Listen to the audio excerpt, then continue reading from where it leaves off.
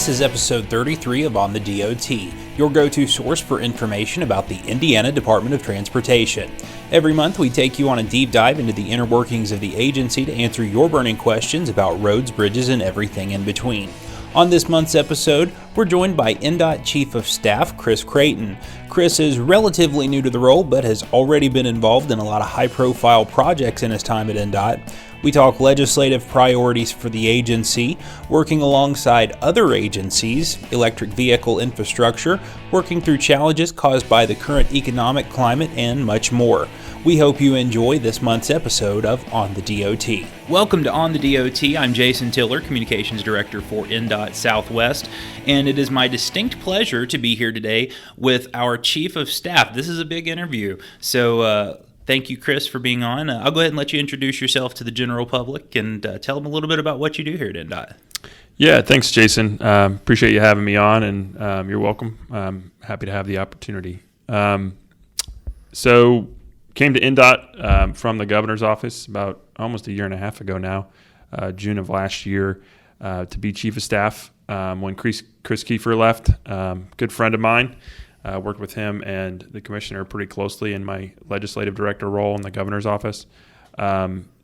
Obviously, infrastructure has been a pretty strong component of Governor Holcomb's agenda over the last 5 years. So was really excited about the opportunity to come over here and be chief of staff. People hear that term, chief of staff. I think, there is some sort of, I won't say confusion, but a lot of people don't understand exactly what I do on a day-to-day basis. I know I've tried to talk to my parents about it and explain, but it gets a little complicated. I think the biggest and best way to explain it is, I have a lot to do with our external stakeholders, specifically state legislators, local government officials around the state. Andrea Zimmerman, our legislative director, is on my team, so she leads our lobbying effort with the General Assembly. And Kevin Sears is our intergovernmental affairs director, who interacts with local government officials on a day-to-day basis. So that's a big component of my job. I also have the communications department, which we can get into a little bit more in more detail a little bit later. But Linda McGranahan-Roberson and Scott Manning, also on my team, along with Natalie Garrett. So obviously responsible for communication, not only externally within the agency, for the agency, but also internally within the agency of try to reach as many of our employees with key information as we can. And then I'd say there's a different component to my job, and that's sort of I have to dabble in every sort of area because of the relationship that I carry with the General Assembly and local government officials. So I have to know a lot about our capital program. I need to know a lot about operations. I need to know and work with other executive staff team members in their areas. So Lindsay Quist and JD Brooks and those folks, we interact a lot to solve issues or to get information to people that need it. Yeah, it sounds like you got a lot on your plate, and I do want to kind of go back a little bit and talk a little bit about the people that work for you. And one of the things that you said that stuck out to me was that Andrea Zimmerman, who is a past guest of this podcast, she kind of heads our lobbying effort. Now, when you say lobbying, it's not necessarily like lobbyist in the traditional sense, right? Can you kind of explain that and unpack that a little bit? Yeah, absolutely. So Andrea, every agency has a legislative director that interacts with the General Assembly. A big part of her job is, getting answers to legislators, being a sort of a customer service component to elected officials in the General Assembly. Also trying to put our best foot forward with the General Assembly. We can't always do everything that legislators want us to do.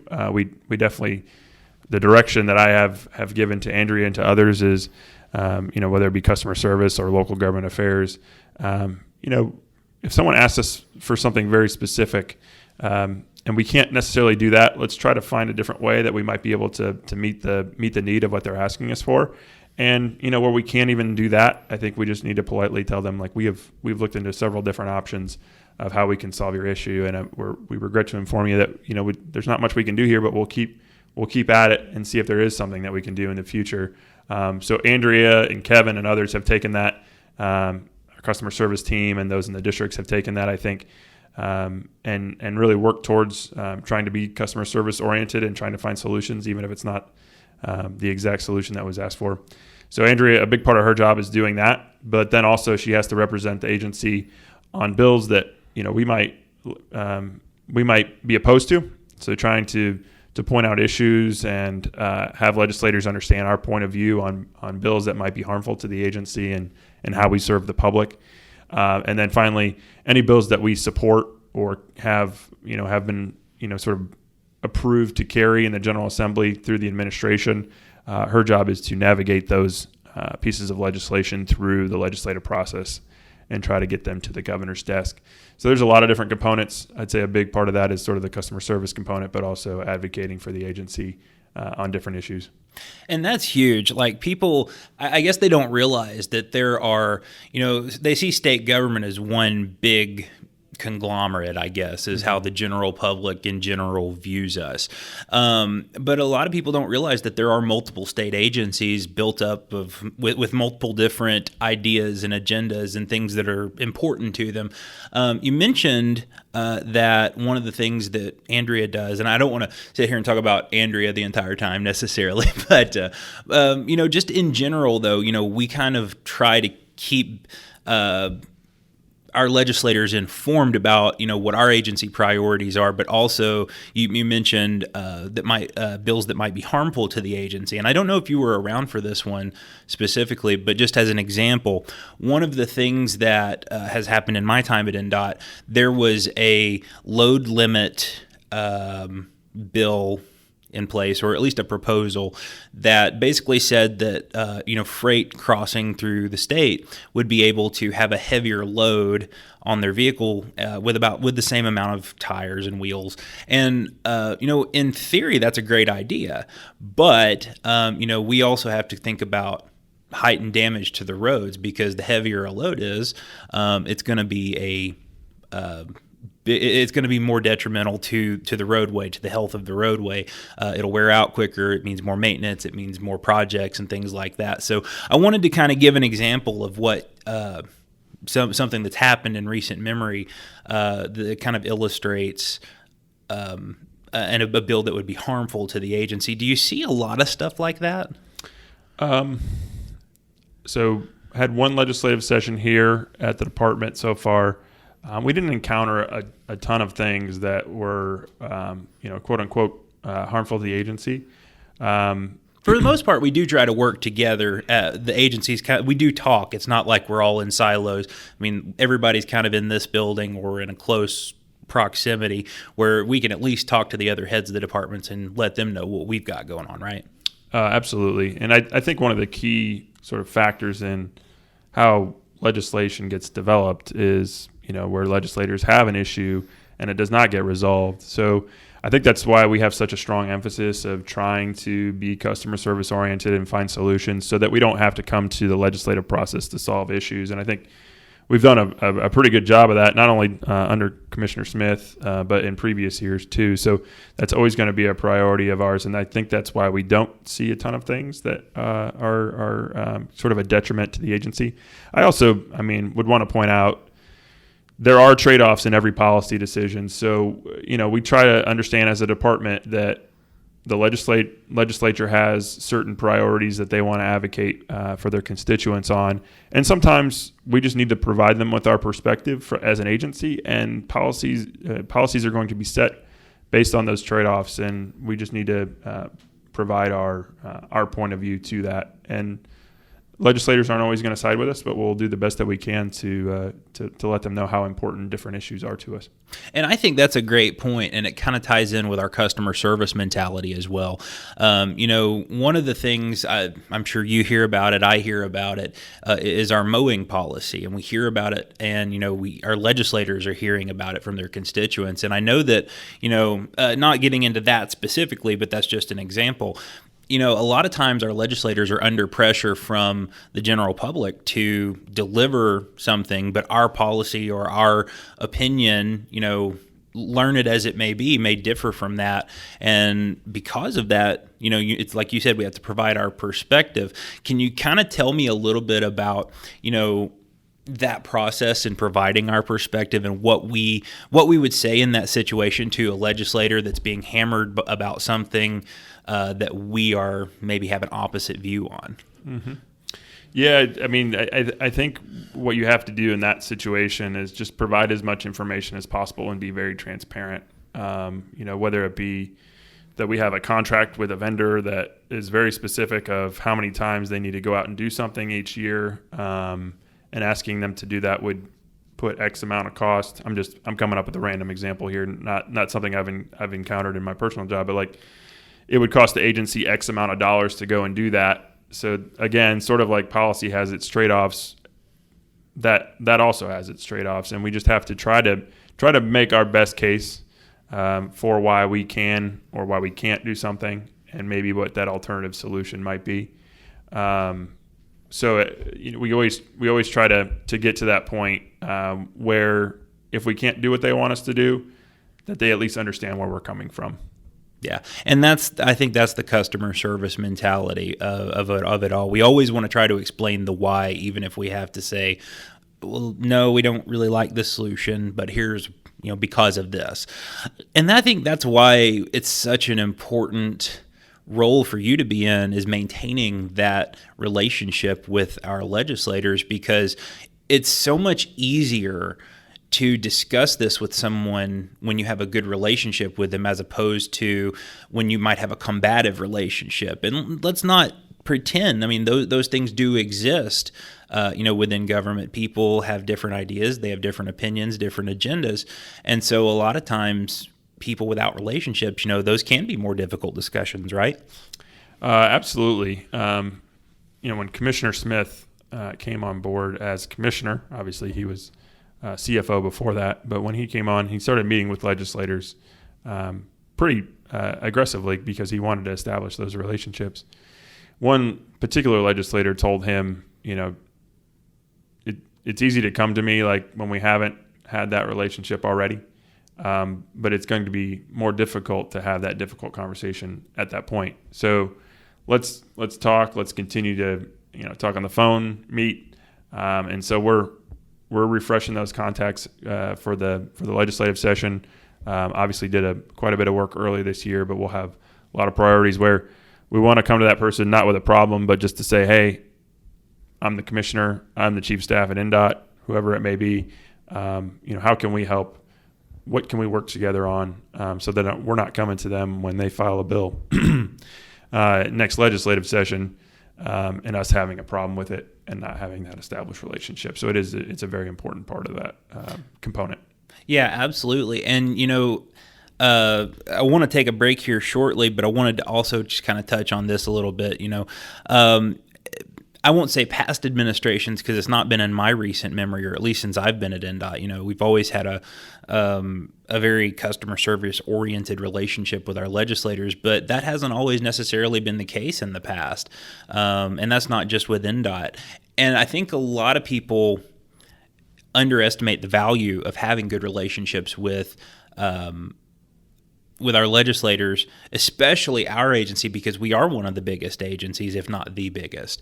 And we touch every single Hoosier on a daily basis. So that's another reason why it's vital to have all of those relationships in place where we can work together toward really making our infrastructure better. Yeah, I think we've had a couple. Well, I didn't know commissioners before McGinnis, but the last two commissioners have had that approach of wanting to be customer service oriented and trying to have relationships that are productive, not only for us, but for the legislature as well, trying to make it a two-sided benefit, mutually beneficial. And we're going to continue that approach throughout, the time that Commissioner Smith is here and I'm here for sure. And we'll continue making an emphasis. All right, excellent. Well, Chris, we're going to take our first break, but when we come back, I want to talk a little bit more, something near and dear to my heart, the communications side of what you do here at INDOT.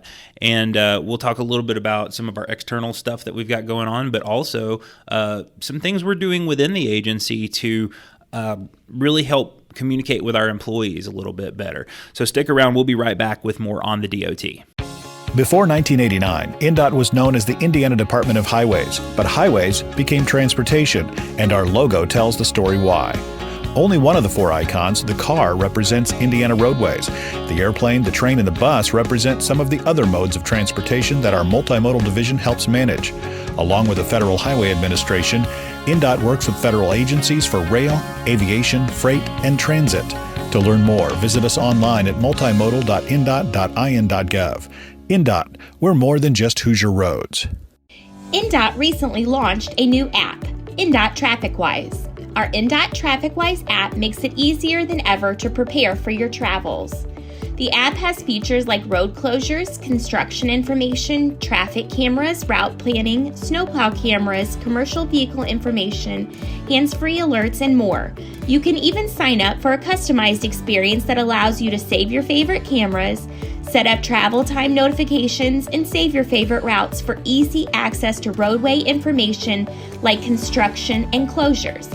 Find us in the Apple App Store or in the Google Play Store by searching INDOT TrafficWise. That's INDOT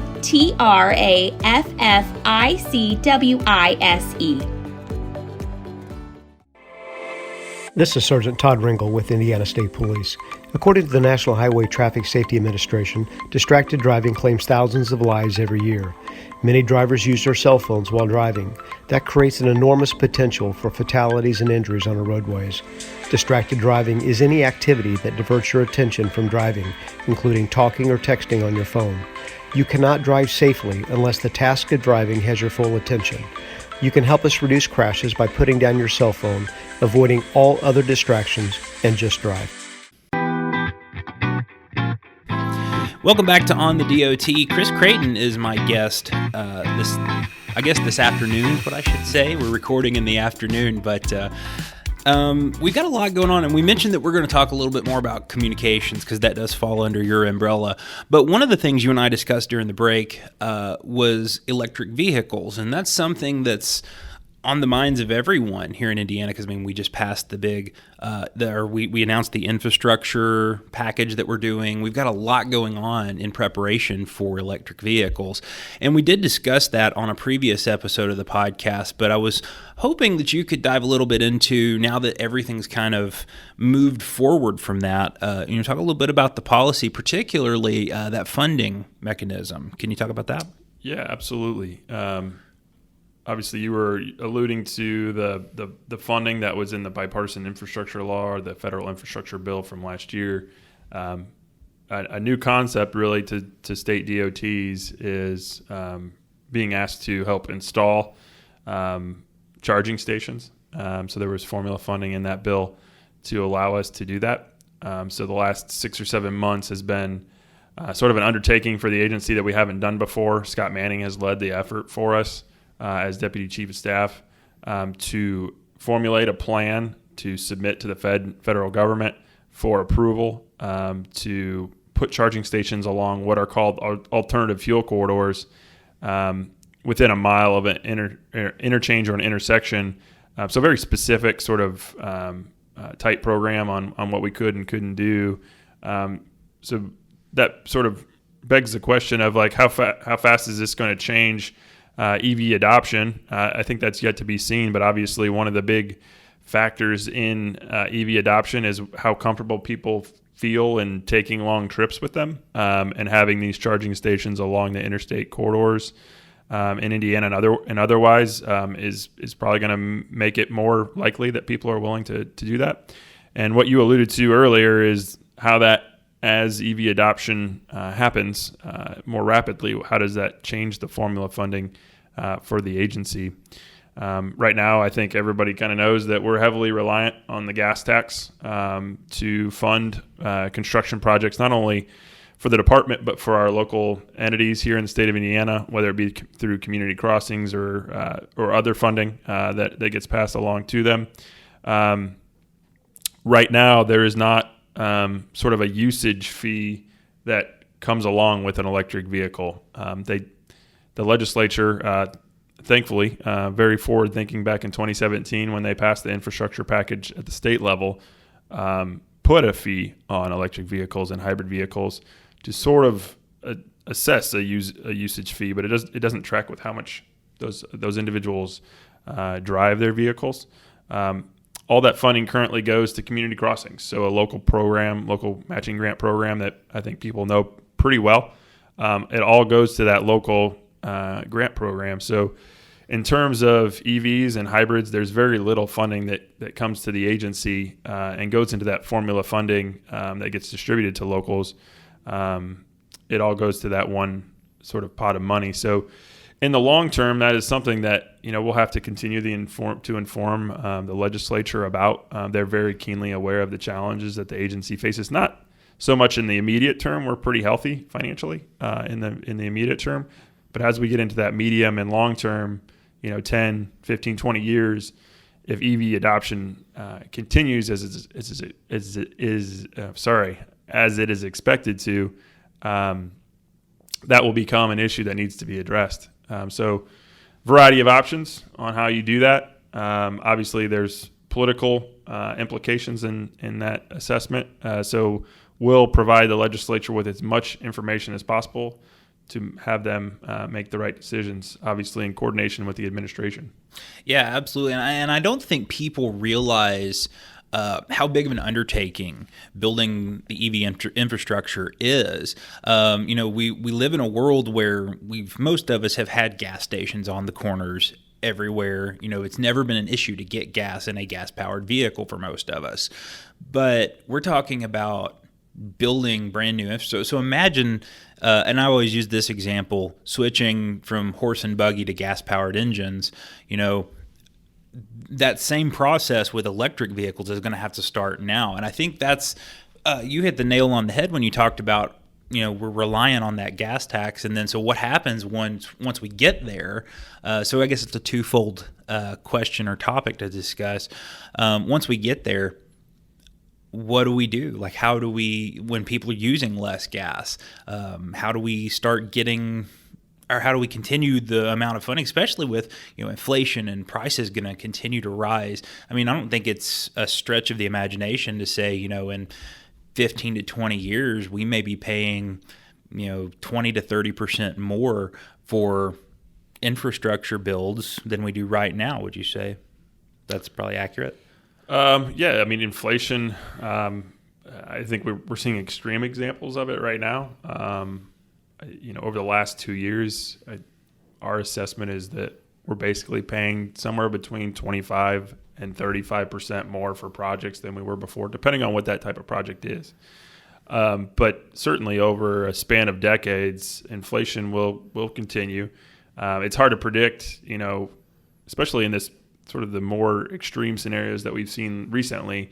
Do prices dip back down a little bit? I think that usually does not happen, but the environment has been such that might be possible. But certainly over a span of decades, you're gonna encounter inflation at a pretty regular rate, and it will add up to significant amounts of money. Right now, that's sort of accounted for through the gas tax. So we'll just have to do an assessment continually of how do we continue to pay for what we need. And that was one of the beautiful things about how the legislature, the administration, the department went about the last round of road funding conversations. It was what do we need to take care of, and what do we need to build for the future, and how do we finish what we start, and then exactly working backwards from there. How do you pay for that, and how much are people willing to pay for that? And I think the way that they were able to distill it, we'll have to do that again at some point. But again, we're in pretty healthy shape as an agency currently. But with the electric vehicle conversation ongoing, that's just something that's sort of looming that we'll have to address. Yep, absolutely. So let's get into a little bit more specific about, we talked about formula funding. We've talked about the implications of those. But so I guess from my perspective, you mentioned the alternative fuels corridor. So we're not going to have, starting out a charging station on every single corner, right? No, the federal program, again, I think I mentioned earlier, is very specific in how and where these are to be installed. They want, the goal is to address the concept of quote unquote range anxiety. I talked about it a little bit earlier, but electric vehicles are typically used as in the passenger vehicle realm for short distances. And what we've seen so far is that individuals don't feel too comfortable, taking a long distance trip, whether it be like a family trip from Indiana to Florida or, driving from Indiana to Pennsylvania in an electric vehicle because it's hard to come by these stations. So the federal government has said, okay, here's how we're going to address that. Each state is going to get an allotment of money. They will designate these alternative fuel corridors. In Indiana, we have designated all of our interstate system plus US 31. We've had a recommendation to also put US 30 forward, and we will do that at some point in time when the next round is open. And let's make sure that these charging stations are no more than 50 miles apart. And so they're also DC fast chargers. So the goal is not only that there won't be a long distance between the charging stations, but that also when you get to that charging station, there are 4 ports available at least. And you'll be able to charge your vehicle in a shorter amount of time. It won't be a 2, 3, 4 hour stay. It'll be more in the range of 40, 45 minutes, depending on the station. So the program itself helps to address that range anxiety issue. And I think we talked about it earlier, but that is one factor in how much EV adoption is going to pick up, is how comfortable people feeling about driving that long distance. Yeah, I think that's really important to address for most people, because right now, without there being so much infrastructure, without there being the infrastructure that we have for gas-powered engines, I think that's a real concern. So I want to kind of wrap up this conversation, put a pretty bow on it. Is there anything that the general public should know about where we're at right now and where we're moving with EV infrastructure here in the next 5 to 10 years or so? Is there something that you feel is very important for the public to know about that? Yeah, I think you're going to start to see these charging stations pop up. We were approved by the federal government just a few weeks ago for our plan for dispersing this money and putting these charging stations in the ground. So I would say first and foremost, you'll see this happening. We worked hand in hand with other agencies like the Office of Energy Development, the Indiana Utility Regulatory Commission, the Indiana Economic Development Corporation, and the governor's office to make sure that we had a holistic plan. It wasn't just a Department of Transportation perspective on this. It was multi-agency so that we can get these different perspectives on, is the grid prepared for this in this particular area? Do we have available power that is satisfactory to run the charging station? So just know that our plan that we put together tries to address all those issues that could present hurdles to adoption and to successful charging stations. I think one of the things that we decided early on, and most departments of transportation also decided this, is it's not a core competency of the agency to run and operate and own and maintain these charging stations. So our approach, along with most other departments of transportation, has been that we will contract with partners to not only install the charging stations, but to run them in the long term. And some of the funding from the federal bill allows for them to, get some of that money for operation and maintenance over the first 5 years of the program. And the main reason that the policy decision by the federal government, by Congress, was that if we were going to have widespread adoption and that's what they wanted, Congress wanted, is more widespread adoption of electric vehicles, you're going to have to put some skin in the game because the market hadn't caught up to this concept yet. And, these charging stations won't necessarily be huge money makers on the front end. So Congress made a policy decision to sort of quote unquote subsidize the operation of these. Yeah. And it makes sense. We have to get there because, it's coming with the Biden administration requiring vehicles to be full electric. What was it, by 37 or was it 40? I can't remember. Yeah. And a lot of not only that, but a lot of the manufacturers have said we're going to be fully electric by 2035. A lot of the dates are like 2035, 2040. I think maybe even 2030 is some of the earliest. The manufacturers will go 100% EV. Yeah, and not only EV, but we also got to remember cars are getting smarter too. We think about things like connected and autonomous vehicles. We've got so much going on that's changing within the way that people are driving their vehicles.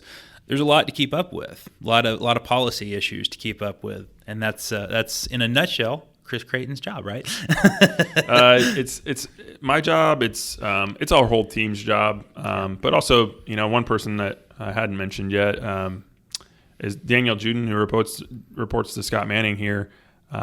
She's not like sort of the engineering transportation expert, but we established her position as to be sort of an outreach position with private enterprise and business. To try and keep up with those trends, but also be a point of contact with the agency where she can be a conduit to connect with our engineering department or connect with our construction department and operations department so that we can make sure, the one thing that we have to do is make sure that our transportation infrastructure is compatible with emerging trends. So we won't know a lot of that stuff that people are working on, that organizations are working on, unless we're having those conversations. So that's another sort of facet of our organization. We won't always be able to keep up with them if we're not talking to people directly. Yeah, that's an excellent point. And it kind of dovetails very nicely into our next topic. So we'll kind of stop. We'll leave electric vehicles and all of our infrastructure stuff alone. And I want to kind of talk a little bit in the last few minutes of the podcast here about communications, which also, again, is near and dear to my heart and falls under your banner. We've got a lot going on right now. And, with the EV stuff, with the amount of information and the policy decisions and things that are being made, here and elsewhere, it's vital that we have a system to communicate that to the public and tell them what we're doing. This podcast is part of that overall grand scheme of making sure people know what we're doing in complete transparency. Can you talk a little bit about some of the big things that we have going on from an external and internal communication standpoint? Yeah, I think I would start, right there to begin with. We've recently moved to sort of a new structure in certain ways. Haven't changed a ton of what we were doing, but I think we've changed the emphasis for particular individuals.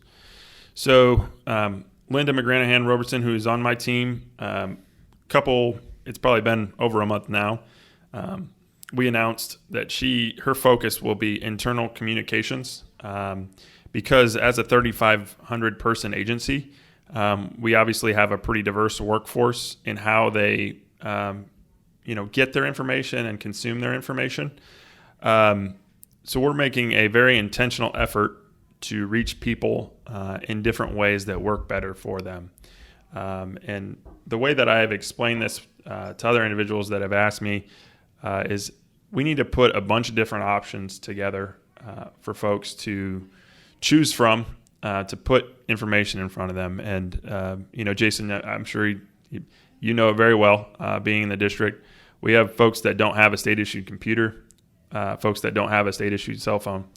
So one of the things we have people that don't have a personal cell phone. Let's just be honest. There's different lifestyles and different priorities for these individuals, and just how reaching each team member is very important to us. So one of the things that Linda and I have been putting an emphasis on lately is creating better ways of communication, whether that be improving the ways that we already do it, because email is always going to be one of the main functions of how we communicate.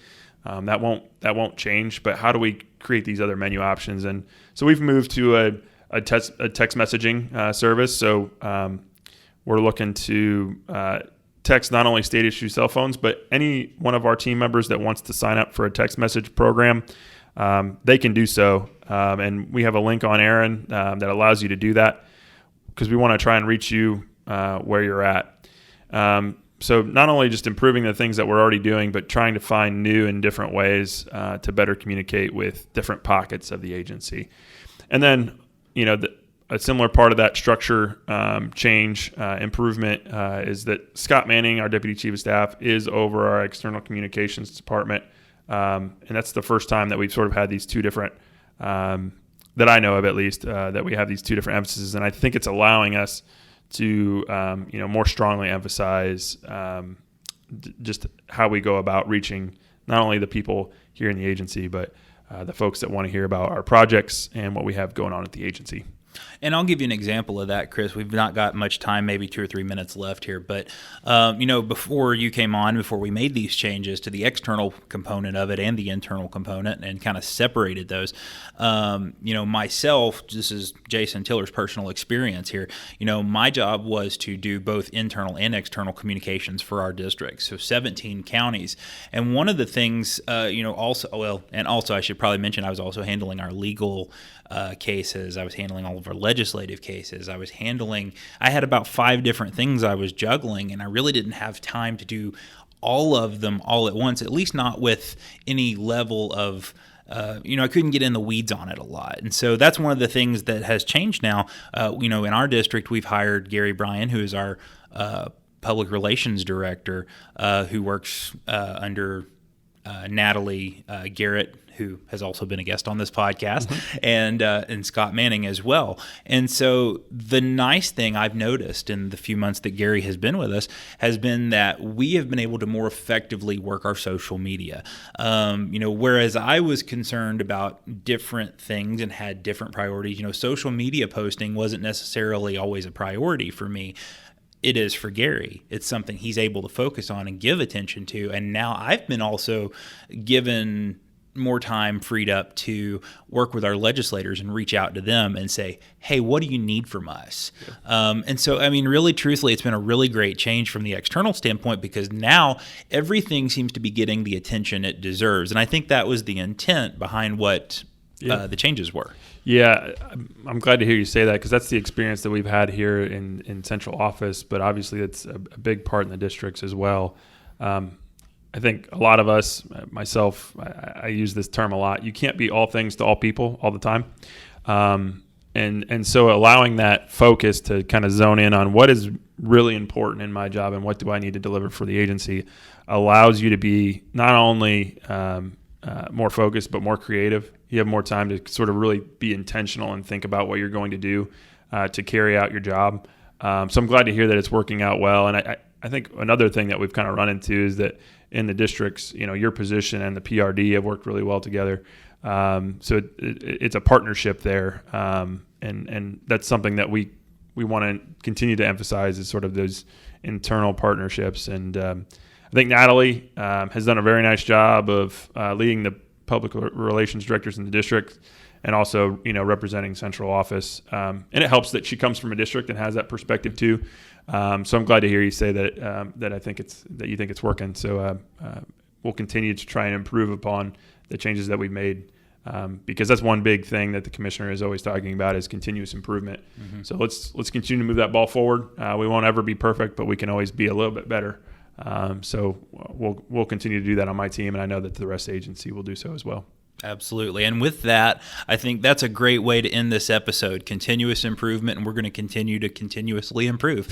So, Chris, thank you for being on with us today. And if you want to hear more of our old podcasts or anything, you can go back on our feed on Apple or Google or wherever you get your podcasts, and you can check out our older episodes that we've mentioned here today, particularly the ones with Andrea, the ones with different people, our EV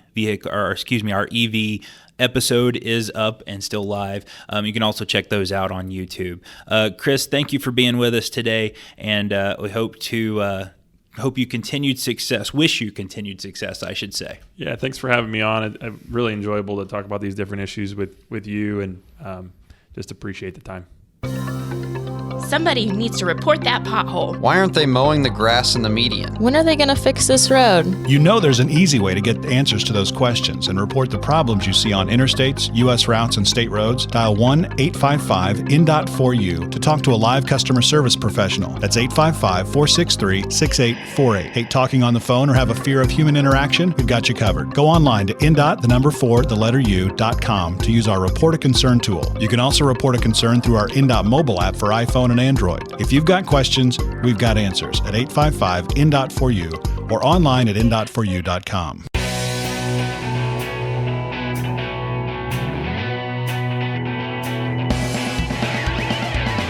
This has been On the DOT, a production of the Indiana Department of Transportation. For more information, please visit our website at indot.in.gov. For the latest updates on road conditions or construction, you can download our INDOT mobile app for Apple and Android devices. Submit your roadway concerns by calling 1-855-INDOT-4U or online at indot4u.com. Find all of that information in the description of this episode. Full episodes of On the DOT are available on YouTube by searching for INDOT. You can also follow INDOT and all 6 of our districts on Facebook and Twitter. If you like what you're hearing, please be sure to leave us a rating on your favorite podcast platform. Join us again every third Thursday for new episodes of On the DOT. Until then, travel safely, and thank you for joining us on the DOT.